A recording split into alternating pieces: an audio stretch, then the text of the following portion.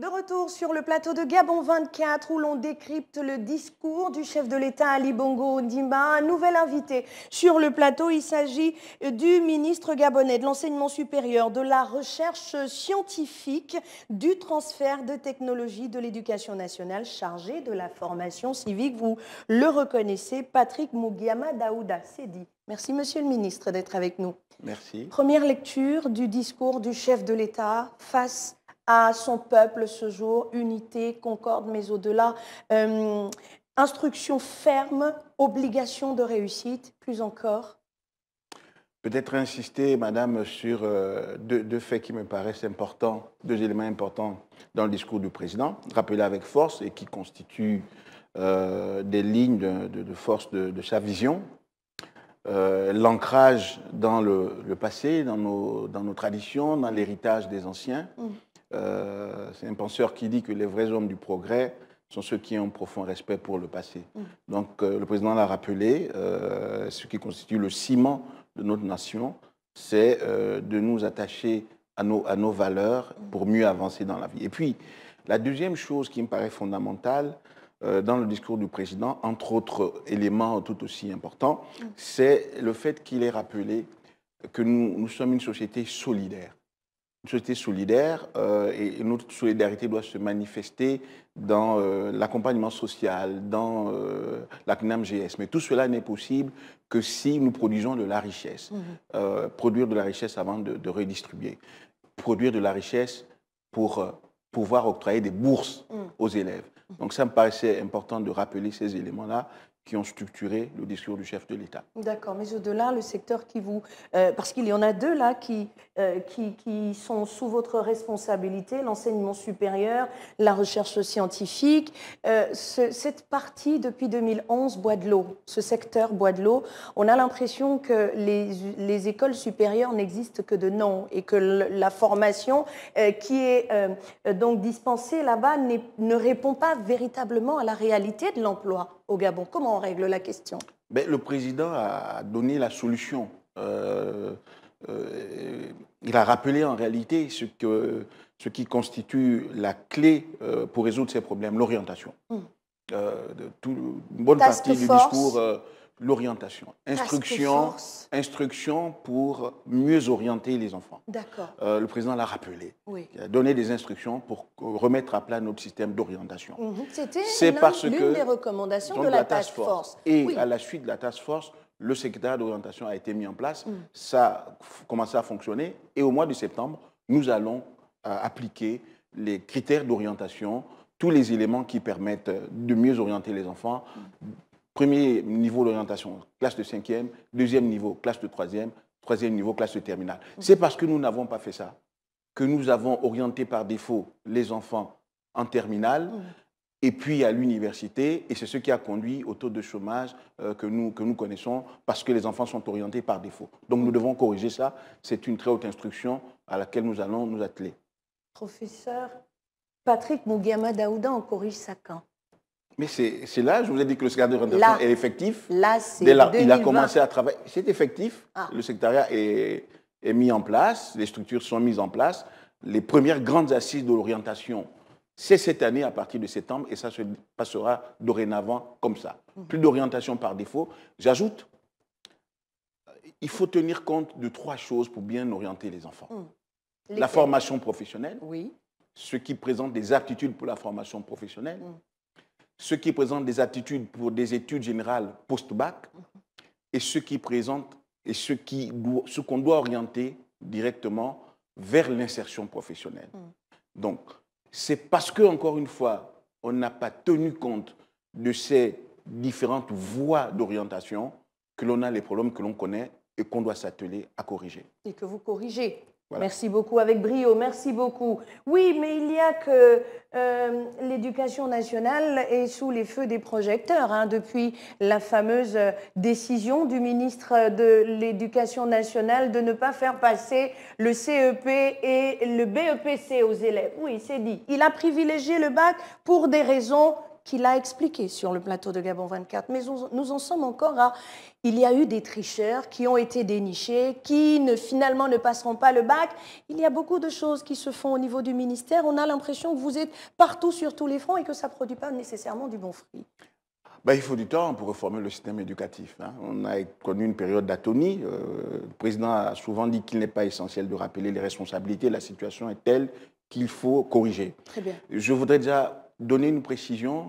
Lorsque j'étais passé ici, j'avais dit qu'on ne devait faire que le bac et qu'on était en train d'étudier les propositions pour le BPC et le CEP. Et le CEP. J'annonce ici que le BPC et le CEP ne se tiendront pas, mais seront délivrés sur la base de la moyenne du contrôle continu.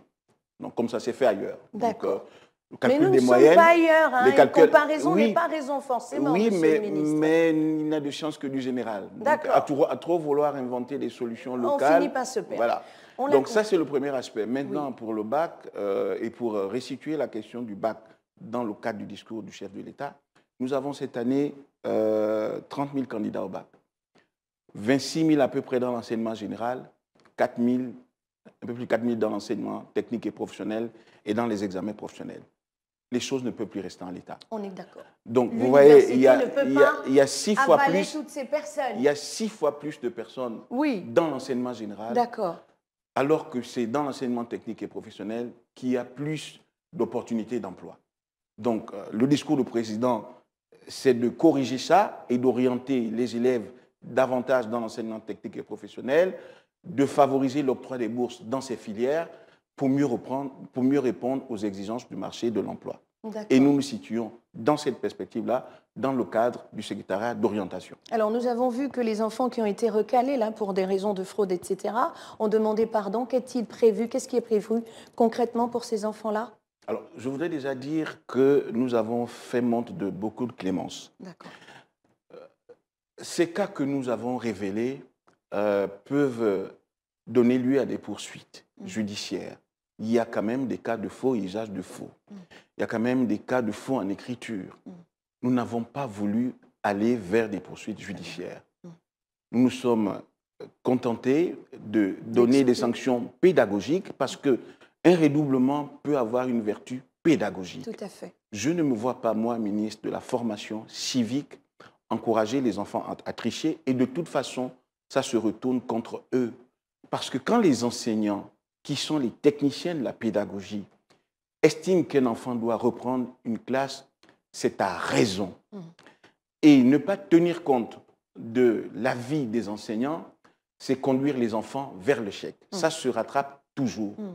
Un redoublement vaut mieux, parfois, qu'un passage qui n'est pas mérité. Tout à fait. Et donc, je ne me vois pas, en tant qu'enseignant, qu'en tant que ministre de la formation civique, encourager la tricherie, d'une part, et faire en sorte que les enfants arrivent en terminale sans niveau réel, parce que ce n'est pas dans leur intérêt. Cela se ressentira un peu plus tard. On est d'accord. Donc, toutes ces questions sont en train d'être réglées, mais il y a cette autre problématique et depuis, les parents haussent le ton et donnent de la voix pour fustiger le comportement de certains établissements privés qui continuent de demander aux parents de payer les mois où les enfants n'ont pas été à l'école sous peine de non-réinscription, etc. Qu'est-ce qui est fait au niveau de l'enseignement, de l'éducation nationale, justement, pour rassurer les parents et freiner ce comportement un peu hasardeux quand même des responsables d'établissement? Moi, j'ai dit récemment qu'au-delà des plaintes orales que font les parents, il faudrait une démarche formelle, que le ministère soit saisi, de telle sorte Ils disent que le ministère n'ouvre pas les portes. Ça, je reçois tous les jours, et ça, vous pouvez le vérifier. Très bien. Qu'ils saisissent le ministère formellement. Voilà.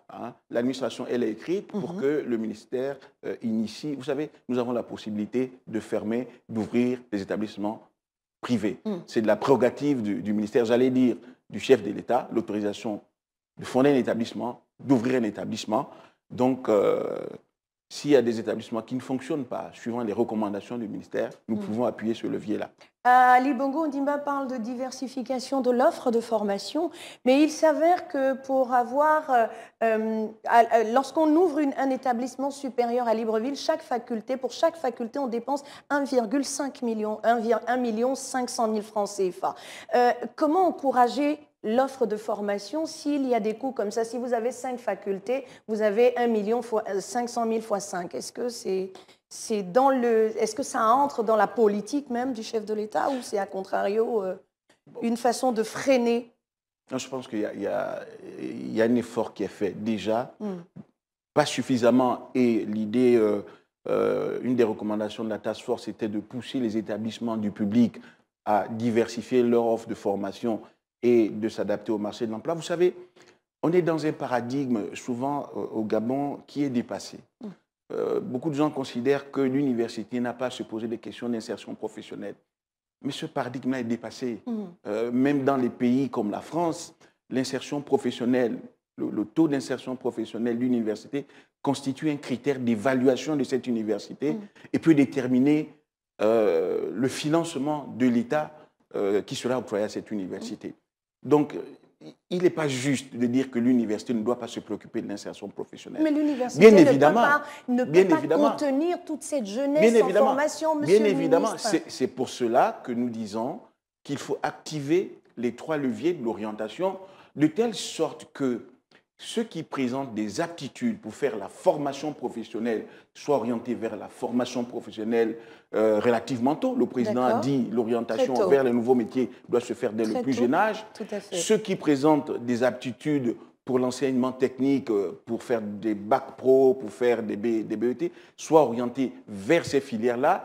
Et ceux qui présentent des aptitudes pour faire de la formation générale post-universitaire soient orientés vers les formations post-universitaires. C'est vraiment important de se situer dans ce paradigme-là qui prend en compte les possibilités d'insertion des enfants. Quand des parents envoient des enfants, scolarisent leurs enfants, c'est pour qu'ils trouvent de l'emploi. Et ça vaut mieux pour les parents, pour l'État, pour les apprenants, qu'au sortir de leur formation, ils trouvent de l'emploi. Il n'est pas question pour nous de dire que les enfants qui veulent aller à l'université, malgré le conseil du secrétariat d'orientation qui les enverrait éventuellement vers la formation, ne peuvent pas y aller. Mais les bourses seront octroyées en fonction du conseil d'orientation qui doit s'accorder avec les besoins du marché de l'emploi. Très bien. C'est très bien. Le chef de l'État a indiqué que dans les mois à venir, les mois et années à venir, en plus du renforcement des capacités actuelles, plusieurs centres de formation verront le jour. Dites-nous quelque chose dessus. Comment ça va se passer? En quelques mots. Qu'est-ce qui est prévu déjà? La formation professionnelle est de la compétence du ministre du Travail. Il y a 6 centres de formation professionnelle. Je pense elle a déjà égrené, mais pour ceux qui vous concernent, vous. Alors, on travaille en synergie à mettre en place ce qu'on appelle les campus professionnels, qui sont des structures qui permettront d'héberger différents niveaux, de mettre ensemble la formation professionnelle, donc à des niveaux initiaux de la formation professionnelle, jusqu'au niveau universitaire. Donc, ça permettra des passerelles, des échanges, des systèmes de validation des acquis qui permettront par exemple à des enfants qui ont commencé dans la formation professionnelle comme apprentis d'envisager éventuellement une orientation après une expérience dans le monde du travail, d'être orienté vers l'enseignement technique et professionnel du secondaire pour faire éventuellement des bacs pro et pourquoi pas, s'ils le désirent, un peu plus tard pour faire des DUT dans l'enseignement supérieur, technologique et professionnel.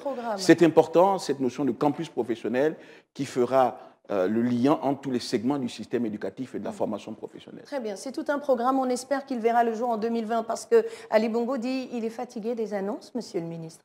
Ce sera fait? Nous espérons. De toute façon, nous nous y employons. Je vous donne rendez-vous en septembre pour voir déjà comment le secteur d'orientation va fonctionner. Encore une fois, cette année est un nouveau départ en ce qui concerne l'orientation. Nous allons mobiliser les spécialistes de l'orientation, qui l'ont été très peu. Nous allons travailler dans le cadre qui a été défini par le décret qui fixe les attributions et les missions du secteur d'orientation. Ça va prendre du temps, ça ne va pas être simple parce que nous commençons quelque chose qui doit être éprouvé progressivement pour atteindre sa vitesse de croisière, mais nous le commencerons cette année. D'accord, c'est déjà un bel objectif à poursuivre. Merci beaucoup. On espère que vous atteindrez le but, celui de former utile.